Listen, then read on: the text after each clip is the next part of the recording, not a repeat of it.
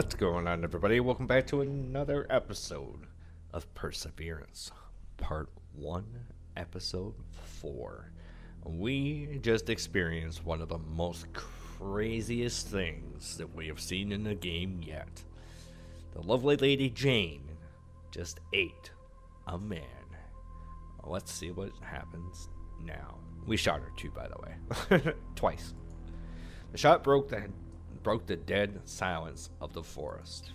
I'm not sure how long I was still, staring at her empty eyes. They were mesmerizing. At one point it came to me, it was the first time I had ever shot another human. I was a murderer. I killed a person. It didn't matter why. I ended the life of somebody who had a family, who had friends and dreams. I took it all away. I threw up. As I was struggling to catch my breath and get a grip on myself, I remembered that Knight was still out there. I had to find him. Achievement unlocked, Mercy. The first thought that came after was Natalie. I touched my pockets, feeling for my cell phone. I need to get back to the cabin. As I decided to head straight back to the cabin, I heard a quiet whine. I looked around frantically, searching for Knight. He was nearby, whimpering softly and licking the face of a now dead man. I wondered if that was his former owner. If so, what was he doing here? Had he come to end his unfinished businesses? Too afraid that someone would find out? Or maybe that he had to change a heart and came to get his dog back? I guess we'll never know. I called out to Knight and started running back. He followed me, limping. After getting hit like that, it was no wonder. I thought she ripped his jaw open. That's what I thought it said last time, like ripped his jaw and flung him up against a tree. I thought he was dead, man. I had no idea what was going on and why that woman attacked me. The only thing I knew for certain is that I needed to call Natalie. I had to make sure she was safe. There was no time to waste. I picked up my pace. The sight of massacre was still fresh in my head. With all my might, I tried to think of something else, but the memory of blood and the torn-out fragments of flesh was haunting me relentlessly. It was like a horror movie playing over and over, right in front of my eyes. My stomach turned upside down whenever I thought about what had happened. I could picture Jane's eyes staring back at me when I had taken the shot. I knew it was the right thing to do. It had to be. I had shot a young woman point blank in the head. There was nothing I could have done for her at that point. She was dangerous. I saw what she had done to the other guy. She came after me like an animal. It was either me or her. I was the one with the rifle. Deep in my mind, I thanked God. I was grateful that she wasn't as young as she wanted to appear. I wouldn't bring myself to shoot a child. I couldn't stop my hands from shaking. I clenched my teeth and tried to focus. I thought about having myself some whiskey, but I wasn't sure if it would make any difference. I needed to talk with somebody. I needed to talk with Natalie. God, I missed her. My hands shook when I reached for my phone. I unplugged it from the charger and pushed the power button. I wanted to make the call immediately, but as soon as the phone came back to life, I got flooded with messages. Missed call, missed call, missed call, voice message, missed call, missed call. There are at least a dozen of unread messages. They are all from yesterday. How is it possible for me to miss so many calls when I look back at the phone? I realized how. Oops, I read that wrong. Back when I was playing with Knight, the screen wasn't the only thing that got smashed. I must have somehow damaged the speaker. The phone must have been constantly ringing. I just didn't hear it. That would explain why it was discharged in the morning. But who was calling me so many times, and why? I needed to hear the voicemail, but the speaker wasn't working. I did the silliest thing that came to my mind. I punched the goddamn thing. You know what? It worked. I quickly connected with my voicemail. You have 4 new messages. The first new message, recorded on Saturday at 11:48 p.m. Jack, please, pick up the phone. This junkie they brought in here yesterday, she snapped. I mean, my God. She attacked some of the staff. There were only 3 of us. Another nurse and Dr. Jacobs got bitten and scratched. I had never seen anything like it. I'm okay, but she jumped out the window and vanished. I'm worried about Hope. I'll be heading back. Call me back soon. I need you. I need you so much. Please let me know that you're alright. Second new message. Message recorded on Sunday, 00:15.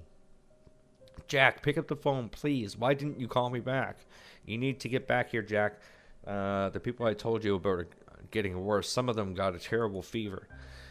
One got really aggressive and we needed to sedate him. Something's not right. Please call me back as soon as you get this. I'm scared. Third new message. Message recorded on Sunday, 1:32 a.m. Jack, I can hear gunshots here in the hospital. You need to get back right now. I'm so scared. Jack. Oh no. Ah! Fourth new message. Message recorded on Sunday, 4:56 a.m. I'm coming for you, Jack. I've left Hope with... Stay where you are. The signal... The message ended abruptly. Then it hit me. Sunday, 4:56 was 3 hours ago. All of this had already happened. And Natalie?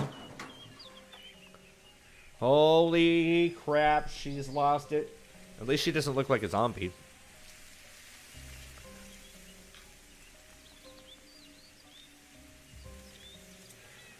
Oh no, she got bit too?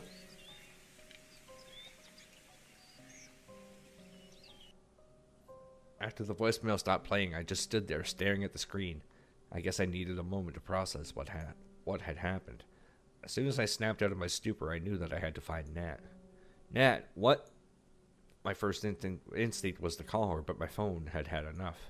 The goddamn machine broke completely. The screen went black, and it wouldn't respond to me pressing the keys. Knight seemed to sense my distress. He came closer, woofing. Do you want to help? You want to help me, buddy?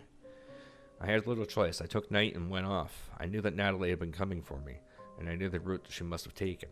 It was a long road, but I had no other means of finding her. With the dog at my side, I clung to what little hope I had left. I scarcely remember getting to the car and setting off. Sweat trickled down my back the entire way. I wasn't speeding only because I was worried I might miss her. Eventually, I found our roadster, crashed beside the road. I parked there and went out. Natalie was nowhere to be seen. My heart skipped a beat as I scanned the surroundings. My thoughts scrambled. I couldn't bear the thought of the last memory Natalie would have of me would be that of an absent jerk. That our argument would be the last time we saw each other. I had to find her. I had to find her and make things right. But for all my determination and effort, Knight was the one who found her. He darted off the road into the forest. I followed. I didn't think much. It was an instinct. I guess I trusted him. It didn't take long. We didn't even move far from the car before I saw her stumbling between the trees. She didn't seem to recognize me. Her eyes were dazed, her skin dead pale. I didn't know what to do. She was wounded. I could see it. A piece of her shirt wrapped around her arm. I had left her again. I wasn't there when she needed me the most. What was I to tell her? Calm her. Nat! Jack, where are you? Jack! Natalie, I'm right here. It's going to be alright. I'm here. I cradled her. She shook in my arms, but calmed down a little. Jack, is that you? Yes, it's me, sweetie. I'm so sorry I broke the car. Forget about the car, silly. Everything will be fine. I could see her shiver. At first I thought it was because of the car crash or her wound. Then the realization hit me. We were in the middle of the forest, the place that Natalie truly feared. Yet she still came here for me after all I'd said and done. She was an angel of courage. What happened? In the hospital, you wouldn't believe me. Try me. They brought in a young woman with strange symptoms, weak yet explosive. She had a bite mark on her forearm. We thought she might have autodestructive impulses. She said she was hungry, but she wouldn't touch any food. We put her on a drip. We didn't know how else to help her.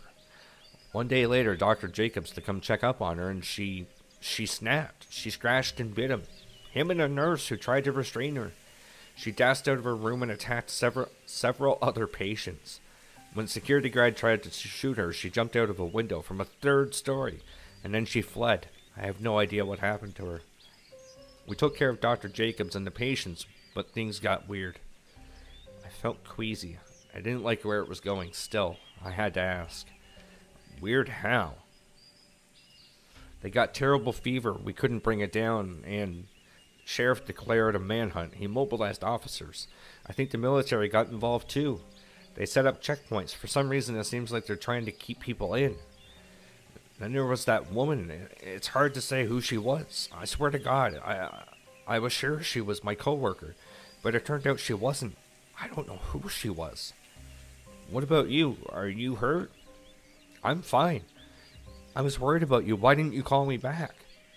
My throat clenched when I thought about what had happened in the morning, how Natalie's patient ended up. I shouldn't lie to Nat. There was already too much bad blood between us. She deserved my honesty. Then again, after all she went through, wouldn't it be even more cruel to tell her what had happened? I swallowed and decided to tell her everything. I told her how I found Knight and he broke my phone. What came next was more difficult. I had to tell Nat what became of her patient, how I found her, and that she was too far gone to save her, that I had to shoot her in self-defense. If Natalie had been pale before, now she was sickly. I didn't know if it was because of what Jane had turned into or because of what I had done. At any rate, it wasn't the worst of it. Natalie interrupted me only once. God, I didn't think. How could that happen? I have no idea. It was as if she turned into an animal. But she was human, Jack, only just hours ago. I know, Nat, but listen, I didn't have a choice. I had to defend myself. I understand. She attacked me, Nat, not the other way around. Remember that. The worst part was what happened later. I had to confess to killing that woman. As if she was a morbid animal.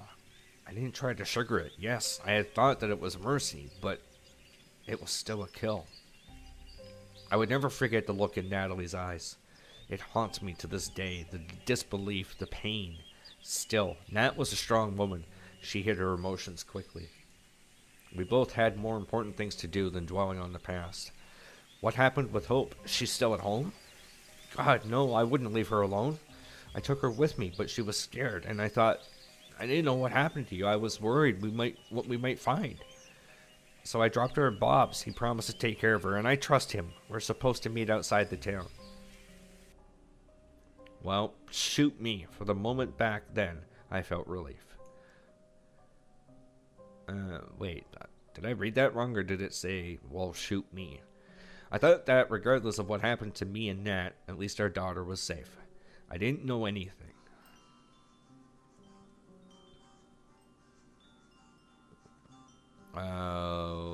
What's going on?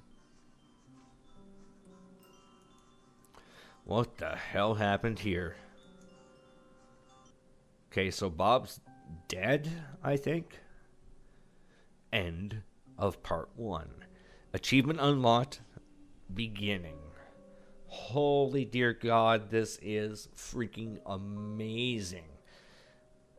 Man, the way that they put the story together, the atmosphere that they created, and like I told you in the first episode, that the painted or hand-painted art style, I've always loved that, and it does add that element to it where, I don't know, things just seem darker and scarier than they really are.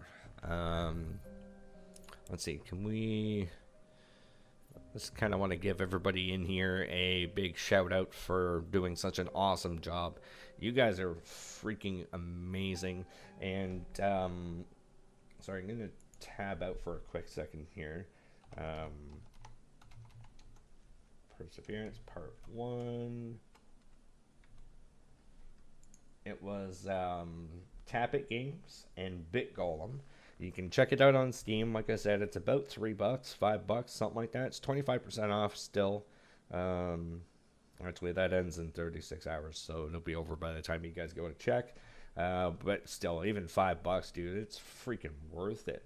Not sure when the next release is going to be, but you know I'm going to be trying to get my hands on it. I might even just buy it if they won't give it to me.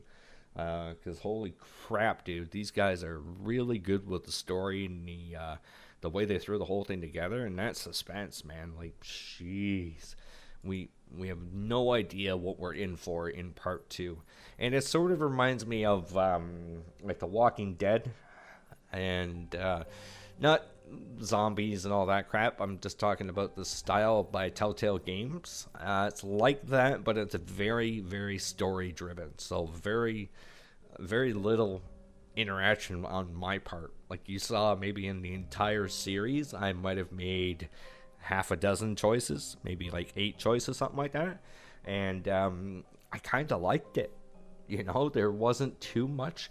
I'm not sure if I'll go back maybe in the waiting period for part 2 and replay it and try some of the other options just to kind of see what else happens. I don't know. If that's something you guys are interested in, maybe what we could do, we'll do a live stream of it. I'll re-up it to YouTube, but you know, if that's something you're interested in, leave a like and a comment down below and just be like, dude, do it. Play the whole thing over and over and over again.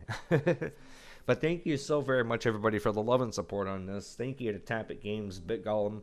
I really appreciate you guys giving me a key for this. You did a fantastic job. This was released on the 23rd of July. They just did an update on it a day ago, July 27th when I recorded this. And yeah, I'm really looking forward to part 2. This is going to be a great series to watch for us. So if you haven't already hit the sub button, do that, and you'll get to see when part 2 comes out. Thank you again for all the love and support, and I will see you next time. Take care.